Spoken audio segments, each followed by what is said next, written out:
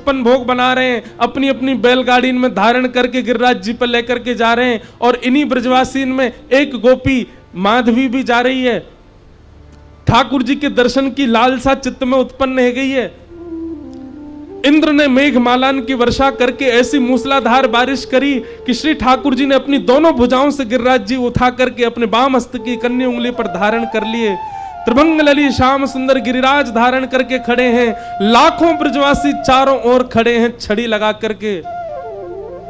तभी माधवी के मन में भाव आयो कि मैं दर्शन तो करूं या गिरधर छवि को। जैसे ही सन्मुख गई हैं, नेत्रों में पानी आ गया, ओझल हो गए। ठाकुर जी दिखाई नहीं दे रहे मीराबाई को, माधवी को।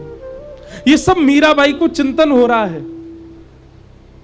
और चिंतन करती करती सामने बैठी हुई नन्ही सी मीरा रुदन कर रही है।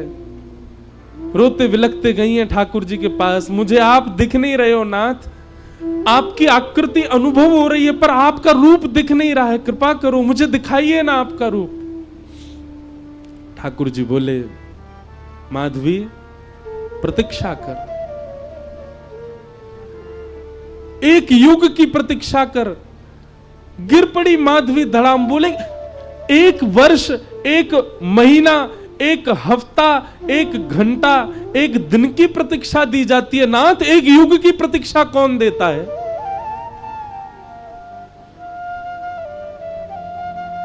ठाकुर जी कह रहे हैं, जितनो ताप, जितनो संताप, जितनो विरह, जितनी व्याकुलता, उतना प्रेम प्रगाढ़।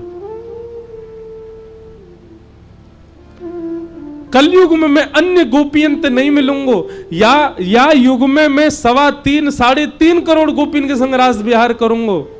पर कलयुग में तो एक ही गोपी आवेगी और वही से रास विहार करूंगा, वो होगी तू। वाके काजे 3.5 करोड़ गोपियन को विरह तू को सहनो पड़ेगा।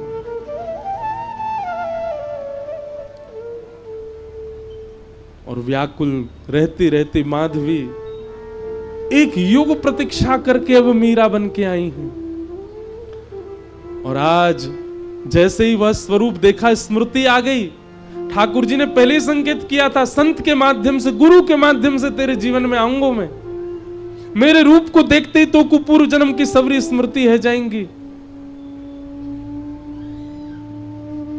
दौड़ करके गई मीरा, देख नहीं रही है रैदास जी को, बस चरण पकड़ रही है, देख वहीं रही है ठाकुर जी की ओर। और कह रही है, नाथ ये मेरे गोपाल जी हैं, ये मेरे ठाकुर जी हैं।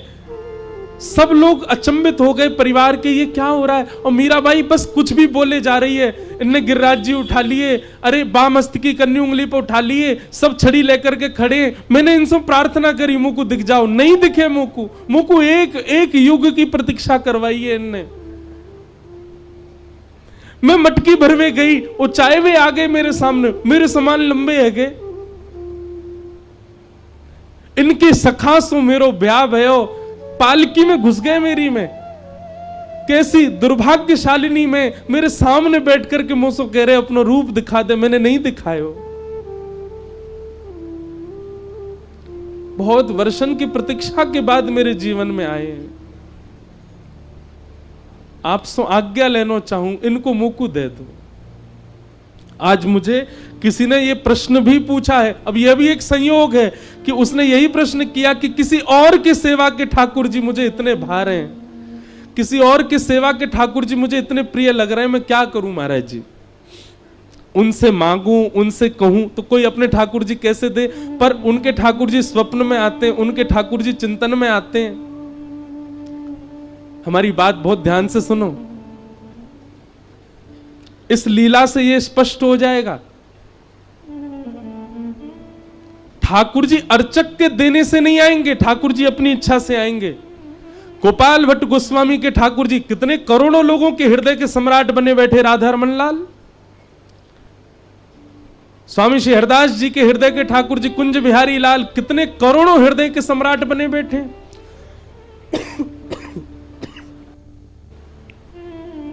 और किसी के अर्चना के ठाकुर जी आपके स्वप्न में आ रहे हैं, तो अब आपको और क्या चाहिए?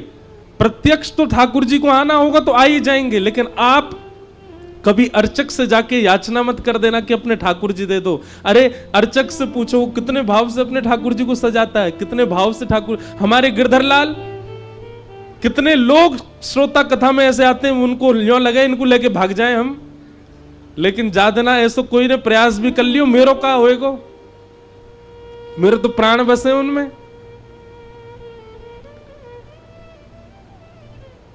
मीराबाई के चरित्र में सुनो क्या हुआ। यहां रैदास जी रो रहे हैं, अरे कोई या कुछ संभालो, बालिका को जी कहा कह रही है, मेरे गोपाल जी को यूं कह रही है मेरे हैं। मीराबाई प्रार्थना कर रही है, बोले नाथ मैं आपसे लड़ना ना चाहूं, झगड़ना, आपसे छीनना ही रही हूं, पर इनके वचन को आपको बता रही हूं। इनने मुझसे कही कि जो मेरे पास आएंगे,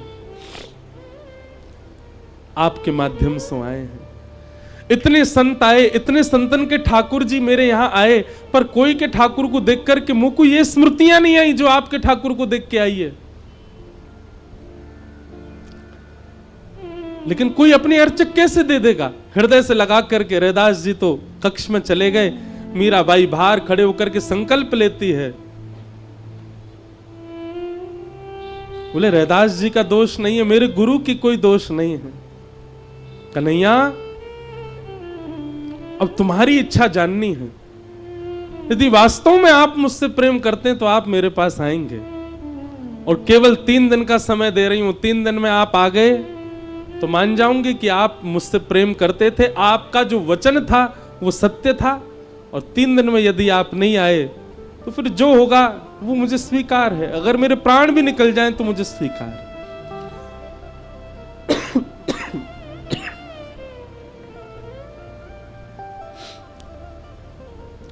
3 दिन तक अनशन करके पड़ी है मीराबाई नन्ही सी, और रैदास जी की सेवा में क्या हो रहा है, बार बार सेवा करते करते कभी वंशी जी गिर जाती हैं, कभी मुकुट उतर जाता है, कभी मालाएं गिरने लगती हैं।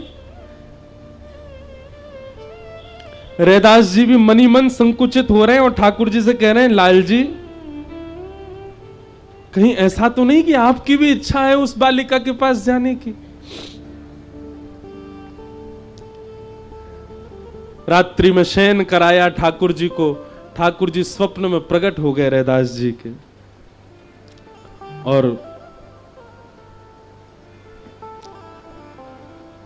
प्रकट होकर के कहते हैं, बोले बाबा आपकी सेवा से मैं बड़ा प्रसन्न हूं, पर अब प्रत्यक्ष सेवा की मेरी इच्छा मीराबाई से है। आप कृपा करेंगे तो या विश्व को या जगत को एक प्रेम की ध्वजा प्राप्त होगी। रही बात आपकी, तो मैं आपके चित्त में सदा रहूंगा, जब जब नेत्र बंद करोगे तब तब मेरा प्रत्यक्ष दर्शन करोगे। पर अभी मैं आपसे चाहूं कि आप अपनी सेवा अब मीरा को प्रदान करो। बहुत रोए रैदास, ठाकुर जी के चरणों में बिलक बिलक करके रोए, नाथ मुझसे कोई त्रुटि भई हो तो क्षमा करो। और अपने ठाकुर जी को हृदय से लगा के इतने वर्षों से कर रहे सेवा, निकल दिए मीराबाई के पास। अचेत अवस्था में पड़ी है मीराबाई।